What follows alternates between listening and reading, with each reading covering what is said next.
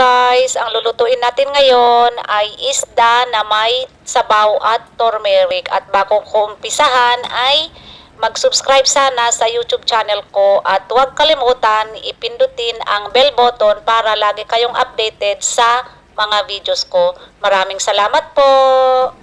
At ito ang mga sangkap na gagamitin natin sa pagluluto. Panoorin, ayun, may label na siya. Okay. At itong ginamit ko na isda ay fish fillet. Walang buto. At ayan, panoorin nyo sa umpisa hanggang matapos. At ayan, umpisahan natin ang pagluluto. Ilagay natin yung mantika at saka yung bawang na nadikdik. At ayan, lagyan natin ng tubig at pakuluin. Ayun, takpan natin. At ayan, kumulo na yung tubig. Kaya lagay natin yung shredded na tomato at saka yung celery para maluto yung celery. Ayun. Ayan, ilagay natin yung carrots at saka yung red bell pepper at saka isabay natin din yung isda na walang buto. Kasi madaling maluto ito. Kaya pagsabayan natin.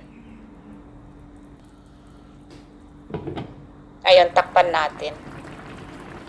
At ayan, ilagay natin yung lemon na fresh. Ayan, lagyan natin yung turmeric. At itong turmeric ay maganda sa katawan.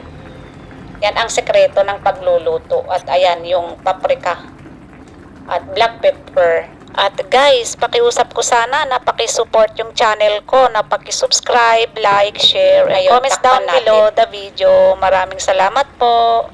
Ayan, luto na ata. Ayan, lagay natin yung asin para may lasa. Ayan, i-shake-shake natin. Huwag natin haluin para hindi masira yung shape ng isda.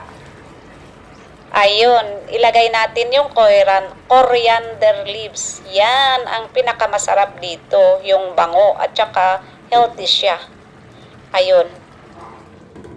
Takpan natin ng 2 minutes.